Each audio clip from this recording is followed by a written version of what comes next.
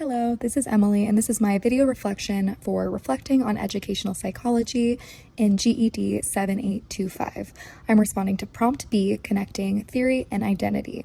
I'm going to walk through 3 concepts that changed how I understand myself as a learner and how that's already shaping me as a teacher. Erikson's psychosocial stages, learner differences and learner needs, specifically for ADHD, and ACEs and trauma. My first concept is Erikson's 8 psychosocial stages of development. Erikson's theory is that identity isn't something you're born with, it's built one stage at a time, and each stage centers on a specific conflict you have to work through. If you resolve the conflict well, you come away with a strength, what Erikson calls a virtue. If you don't, that unresolved tension doesn't just disappear, it follows you into the next stage. I want to walk through 2 stages specifically because they're the 2 that shape me the most and because I now understand them completely differently than I did while I was living through them. The first is industry versus inferiority, which covers roughly ages 6 to 12, basically all of elementary and early middle school. As the Quizlet video put it, success in tasks builds competence while repeated failure or criticism may create inferiority. So what's happening at this stage is that kids start measuring themselves against their peers constantly through schoolwork, projects, just about every daily task at school. When a child succeeds at those tasks, they build a real internal belief that they're capable. But when a child struggles over and over without understanding why, that's when shame starts to take root instead of competence.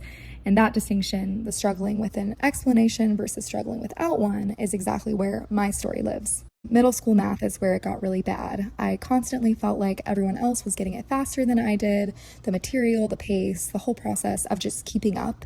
And the part that took me a long time to sit with was that the harshest voice in the experience wasn't necessarily a teacher's or a classmate's, it was my own. I was the one comparing myself to my classmates and landing on the idea that I was just smart but lazy. And so I didn't have inferiority forced onto me by one bad comment or a harsh grade. I mostly built it myself, one class at a time, and underneath that whole structure was an unnamed learning difference. The second stage is identity versus role confusion, roughly ages 12 to 18, so the teenage years. This is the stage most people already associate with figuring out who you are. The course video describes it as the stage where teens explore who they are, experimenting with roles, interests, and values. Succeed at this stage and you come out the other side with a strong, stable sense of self, what Erikson calls fidelity, basically the ability to commit to an identity and stay loyal to it even when it's challenged. But struggle and confusion sets in, especially when a teenager feels pressured into a role that was handed to them rather than one they actually chose for themselves. By high school, I'd settled into a role I didn't really choose for myself, which was the underachiever despite giving my best effort. Teachers could see that I was trying, but my grades didn't really reflect my effort, and once that label stuck, something in me just gave up and I stopped trying as hard because it started to feel genuinely pointless. If the outcome was going to look the same no matter what I did, why would I keep putting in the work? So looking back now, I wasn't just navigating the typical teenage identity confusion, the kind that every teenager goes through to some degree. I was building an identity on top of an unnamed learning difference and my own history of adversity.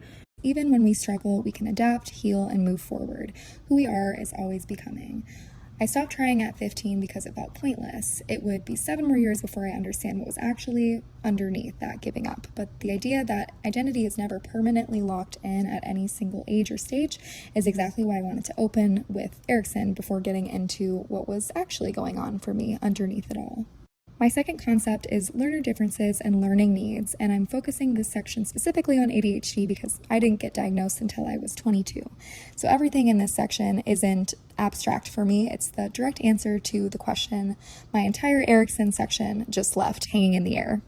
Our textbook, Educational Psychology by Woolfolk and Usher, makes a distinction that genuinely reframed a lot for me. An impairment is a loss or abnormality in a physical or psychological structure or function. A disability is the inability to do something specific, so walk, hear, focus, whatever it is.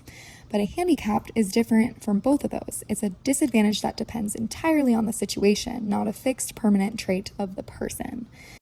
So without a name for my ADHD, I didn't get the same nuance. I just got the handicap labels other people assigned to me instead.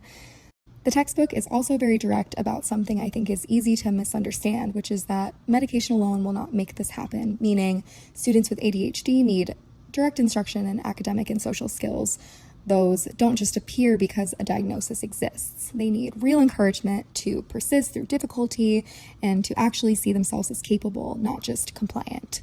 I never had medication or skills-based support growing up because no one, including me, knew what was actually going on underneath my behavior. I just believed for over 2 decades that I was failing on purpose. There's a line from a Learning for Justice article that captures the other half of this equation, the classroom side, not just the individual support side. A teacher named Brad Cohen is quoted in that article saying, "If you are a teacher and you are teaching all the children in your class the same way, you are not hitting all of their needs." This is the piece that changed the most for me personally.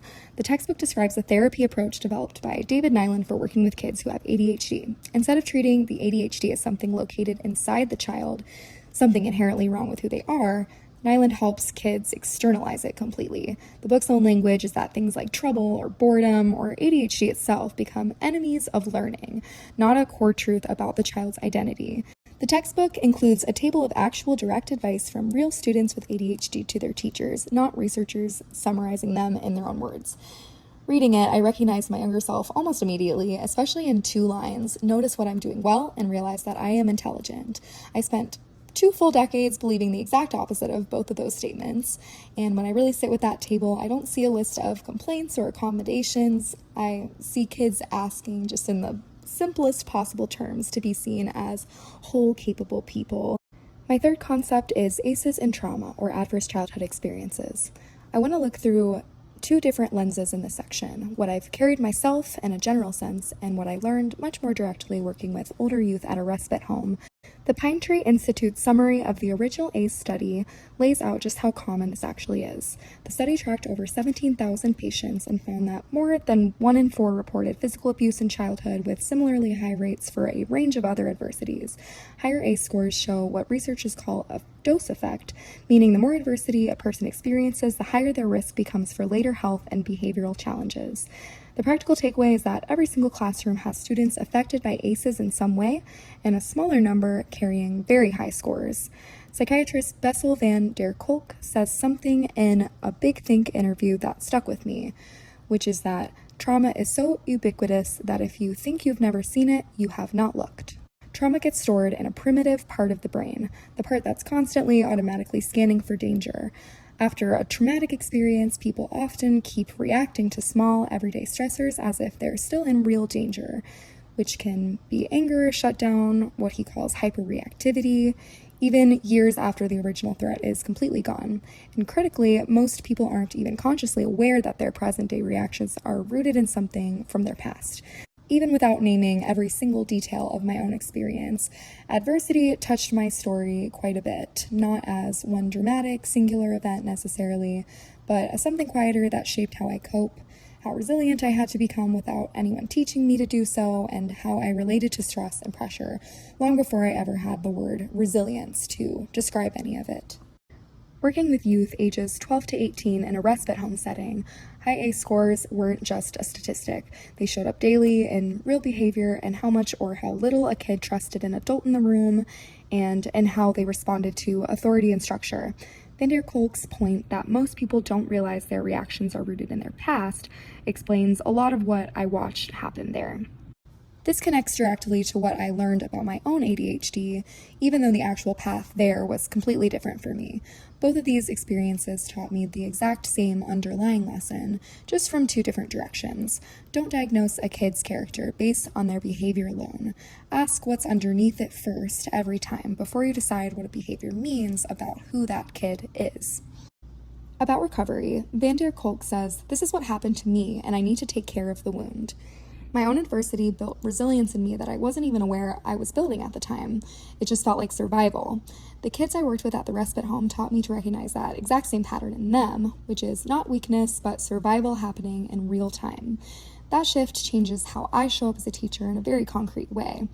I make sure to look for the need behind the behavior instead of reacting to the behavior itself, and I always lead with patience before judgment, especially, and most importantly, for the kids whose backgrounds and experiences look nothing like my own.